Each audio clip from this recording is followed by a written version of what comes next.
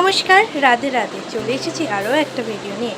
তো এতক্ষণের ভিডিও দেখে তোমরা বুঝেই গেছো ভিডিওটা কিসের হতে চলেছে। আর এই যে আমার ফুল লুক তোমাদের দেখিয়ে দিচ্ছি একটু পরে। আর শ্রাবণ মাসের প্রথম সোমবার অনেক অনেক প্রীতি এবং শুভেচ্ছা জানাই তোমাদের। আর এই যে দেখো, এই শাড়িটা কিন্তু নতুন, ঠিক আছে, নতুন আমার কাছে ছিল, মানে মা নিয়েছিল, কিন্তু বুঝিনি যে আজকে লেগে যাবে। হঠাৎ করে কালকে মনে পড়লো যে এই শাড়িটা আছে, এটা তো আমি পরতে পারি। আর এই ব্লাউজটাও কিন্তু নতুন, আমি আমার বার্থডেতে পেয়েছিলাম, হয়তো তোমাদের দেখিয়েছিলাম। যদিও এটা পরে একটু বেশি মোটা মোটা লাগছে, এরকম হাতা প্রথম পরছি, কিন্তু একটাই তো লাইফ, সব কিছু ট্রাই করা উচিত।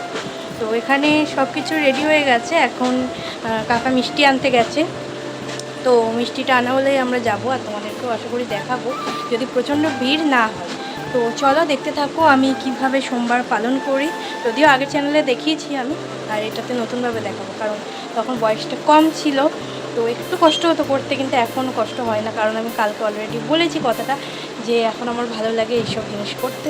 তো চলো তোমাদের একবার আমার ফুল লুকটা দেখি। এই যে দেখো, আমি আয়নাটা একটু অপরিষ্কার আছে যেহেতু বাড়ি ছিলাম না, তো ক্যামেরায় যেই কালারটা আছে শাড়ির এই কালারটাই, এই যে এইটা, তো উপরে করলে অন্য কালার চলে আসছে। যাই হোক, শাড়িটা কেমন লাগছে জানাবে। আমার তো খুবই পছন্দের শাড়িটা, আমি চয়েস করে নিয়েছিলাম। মা বলছিল দুটো শাড়ি কিনবে, তার মধ্যে এইটা। তো খুব মিষ্টি কালারটা, যতই হালকা হোক কালারটা কিন্তু খুব মিষ্টি। চলো দেখতে থাকি।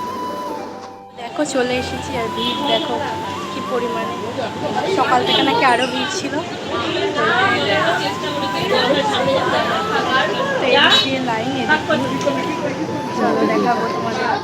এই যে দেখো, বাবা বুড়ো শিবের পুজো হচ্ছে, আর কি পরিমাণে ভিড়। আমাদের তো এখন লাইন দিয়ে ঢুকতে হবে। এই যে দেখো, বাবাকে দেখাই যাচ্ছে না। আর এখানে জানো তো, আমাদের বাড়ির শিব ঠাকুরও আছে। আমরা একবার সাদা শিবলিঙ্গ কিনেছিলাম, কিন্তু সেটা তো রাখতে নেই, তাই এখানে দিয়েছিলাম। যদি দেখা পাই তাহলে দেখাবো তোমাদের।